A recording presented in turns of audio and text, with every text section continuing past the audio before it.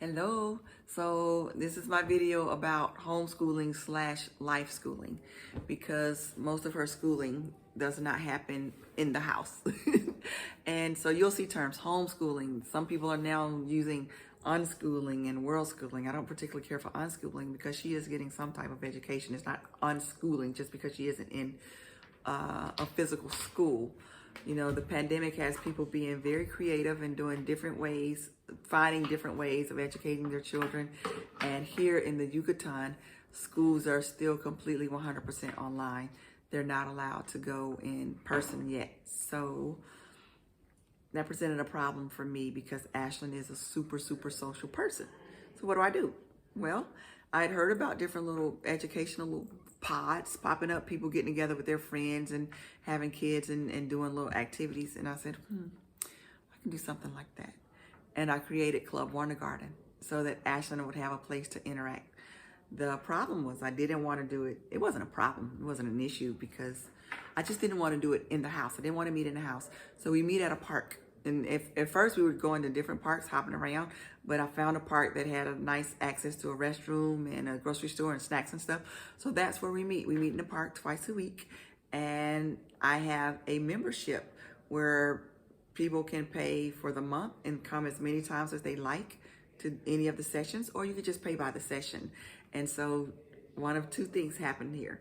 One, Ashlyn gets to meet and hang out with other kids and do activities that are, you know, it's play-based learning. It's play-based learning activities, but social play-based learning activities in a safe environment because they're outside. They're still wearing their mask 85% of the time. When they're out running around and playing chase and stuff like that and trying to breathe, I let her I'm just going to be honest, she takes the mask off. So she's not running with the mask on. But when they're sitting at the table during their activities, they have their mask on, and I limit the amount of people in the groups so that they are able to still be socially distanced when they're doing their activities. So that's Club Wondergarden, and I'll show you some of the activities that we've done so far, and maybe even tell you about some of the things that we have planned in the future. I also want to show you what we do in addition to the social activities for Club Wondergarden for Ashlyn's life schooling. I mean, she still needs reading and writing and what they say, arithmetic.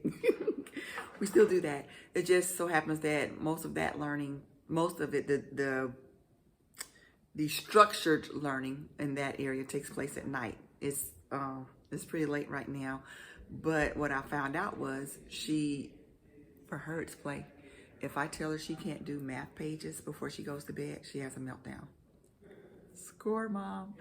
So we do that at night, and I believe that she's going to sleep. With her going to sleep with those things on her brain, she's processing it at night and thinking about it, and she's waking it up and maybe even retaining it even better because her math skills are off the chain. She's reading a little bit, but she's reading in 2 languages.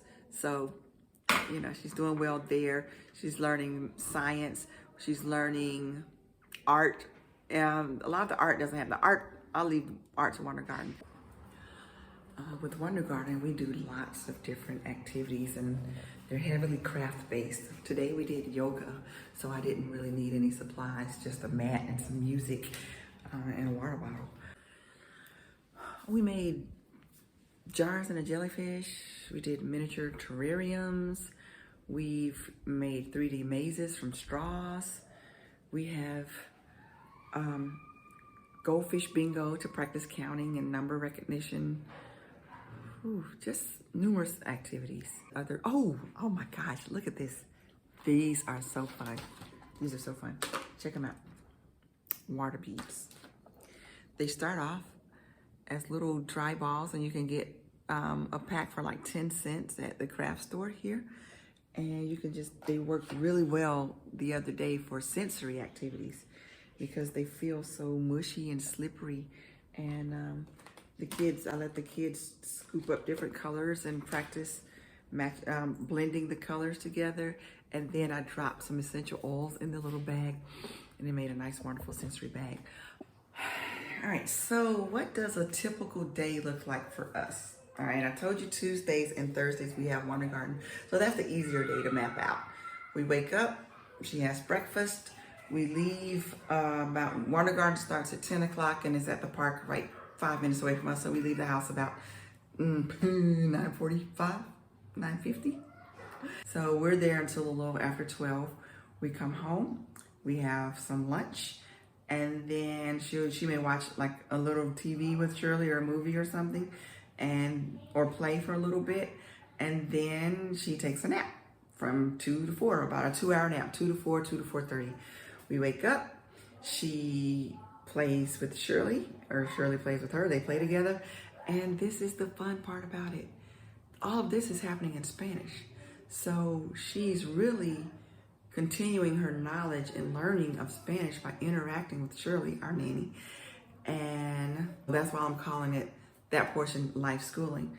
So let's say 5:30, 6 o'clock hits, we get ready for some dinner. We either go out, most of the time we go out, or we order in. If we order in, I do cook from time to time, but if I'm cooking or ordering in, then they will go to the playground that's right by our house, like less than 50 steps away from our house. And then she'll go and play with some more kids.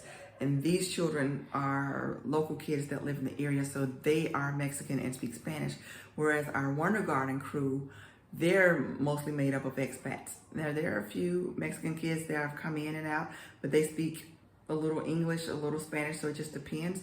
But when she's on the playground in the evenings in the neighborhood, that all of that play and interaction is happening in Spanish as well. Check. So then she comes back, she gets ready to eat. If we're home, and I've cooked at home, we eat dinner. She takes her shower, where she is right now, and then we get ready for our nighttime learning activities. That's if we have Wonder Garden. If we don't, on the days that we don't have Wonder Garden, we may do something like, for example, tomorrow we're gonna go to the park anyway, a different park, and we're gonna go roller skating. We'll practice skating outside and having fun and running, or she'll still get to run around and interact with whomever's there.